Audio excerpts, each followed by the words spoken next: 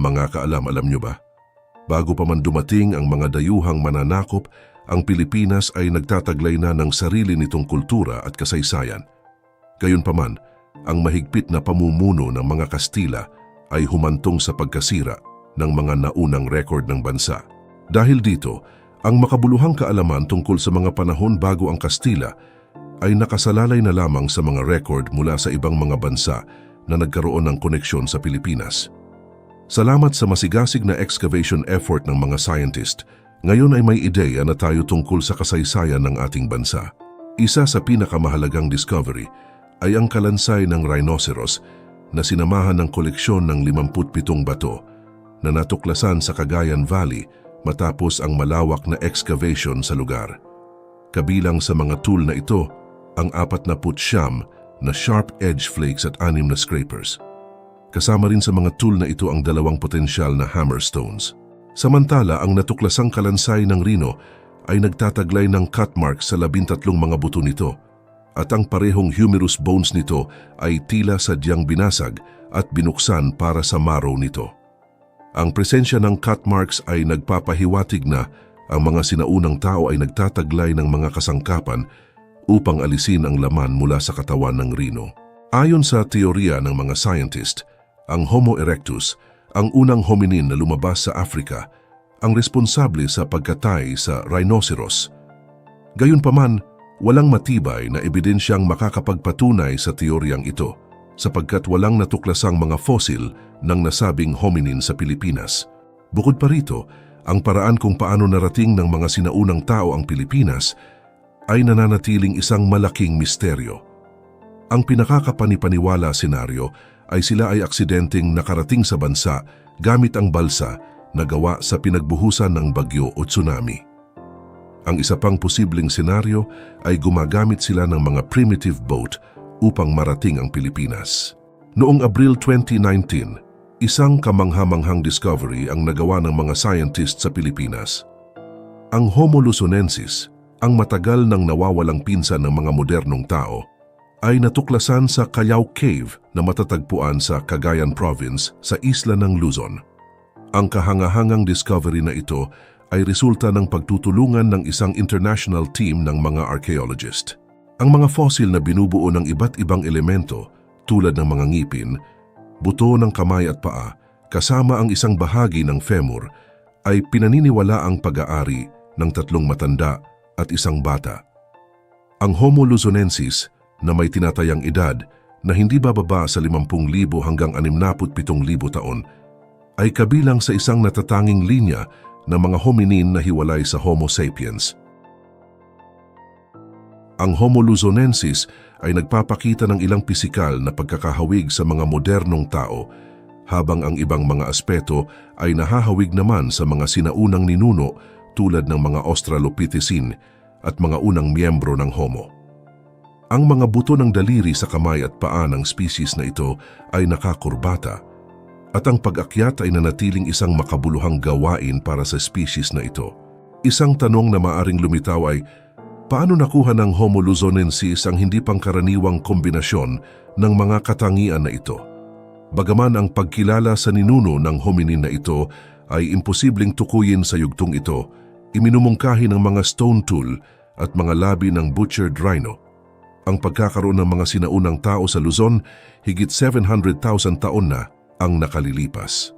Hanggat walang natutuklasang aktwal na buto ng mga sinaunang nilalang na ito, mananatili tayong hindi sigurado kung sila ang ninuno ng Homo luzonensis o naiibang uri ng hominin. Ang tanging malinaw sa ngayon, ayon sa mga scientist, ay mayroong mga hominin na nabuhay sa Pilipinas 700,000. 1,000 taon na ang nakalilipas at 50,000 taon na ang nakalipas. Maaaring hindi ka pamilyar sa isang halaman na nagtataglay ng pambihirang kakayahang kumonsumo ng metal at sumipsip ng mga pollutant sa lupa. Well, hindi na nakakagulat dahil ang kahangahangang discovery na ito ay relatibong bago lamang sa larangan ng siyensya at matatagpuan lamang sa isang natatanging lokasyon sa mundo, ang Pilipinas.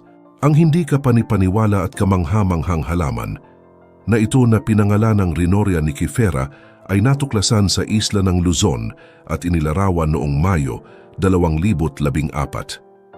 Ang halaman na ito ay isang hyperaccumulator plant na nagtataglay ng isang kamangha-manghang kakayahang sumipsip ng metal mula sa lupa, na nagbukas ng posibilidad na magamit ito bilang panlunas sa polluted na lupa, lalo na sa mga rehiyon kung saan ang nickel mining ay nagdulot ng pinsala sa kapaligiran. Higit pa rito, ang metal-eating plant ay posible ring magamit bilang alternatibo sa nakasanayang paraan ng pagmimina. Ang karaniwang paraan ng paghuhukay ng mga metal sa lupa ay maaaring mapalitan ng isang mas eco-friendly na pamamaraan kung saan ang mga tao ay magtatanim ng mga hyperaccumulator at kukuhanin ang mga metal mula sa kanilang mga dahon sa panahon ng proseso ng pag-aani. Isipin kung gaano kalaking positibong epekto ang maidudulot nito sa pangangalaga ng ating kapaligiran. Gayunpaman, kaakibat ng mga pangakong ito ay ang nakakalungkot na katotohanan na ang metal-eating plant na ito ay nahaharap ngayon sa banta ng pagkalipol na nagbibigay diin sa pangangailangang protektahan at pangalagaan ang pambihirang botanical treasure na ito sa buong mundo.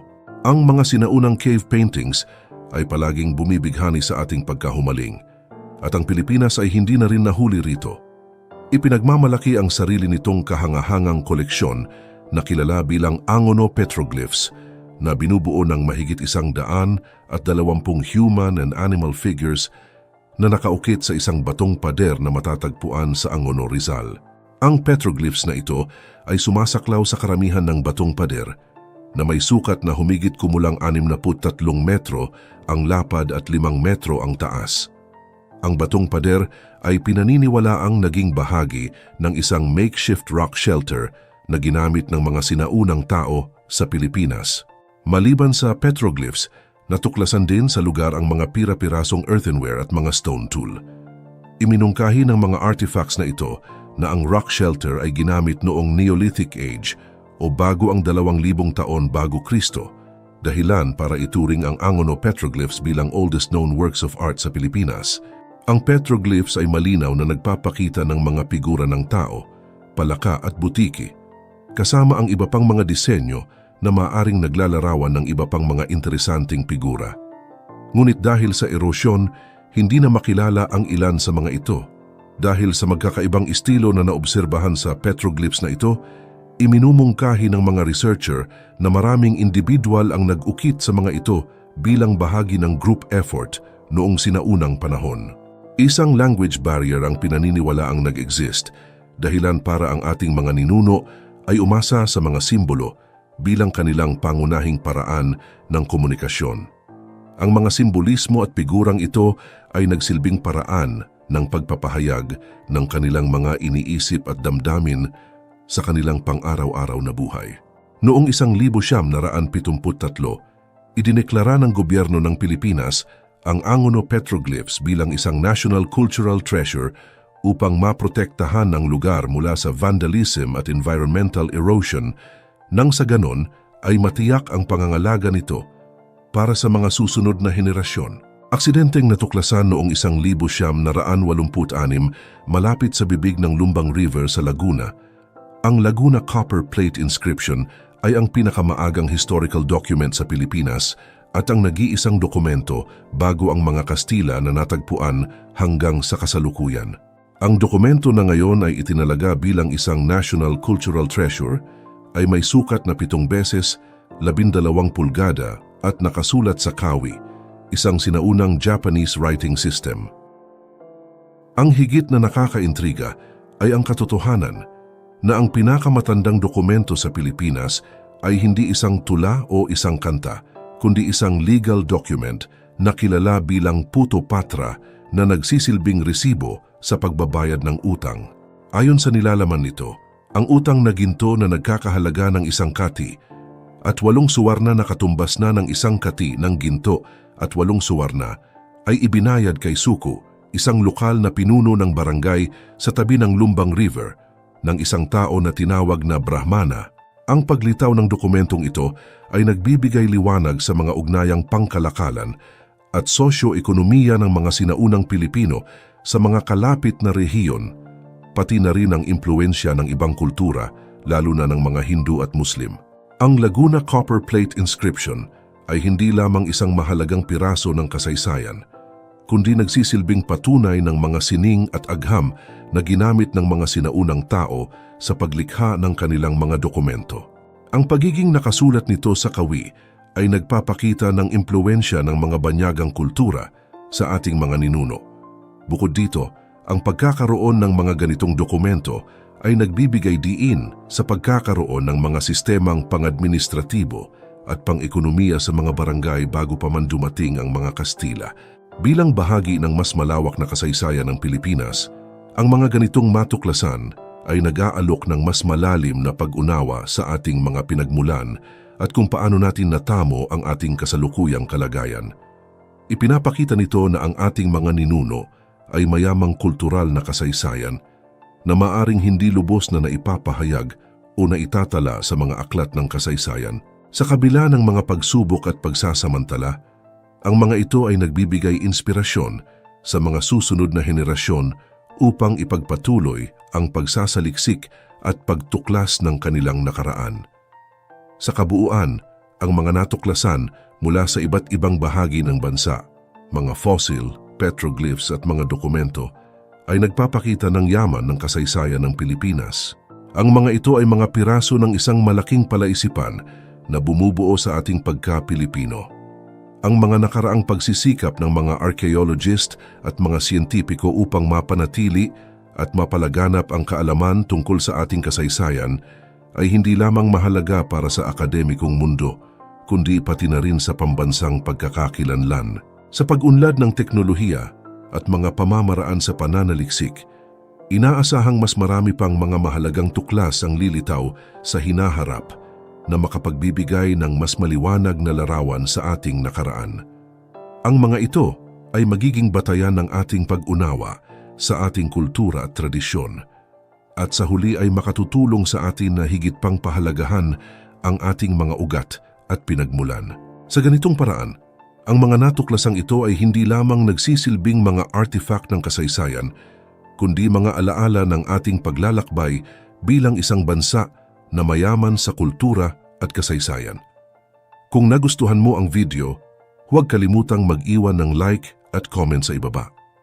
And that's it. Maraming salamat sa panonood and see you next time mga kaalam.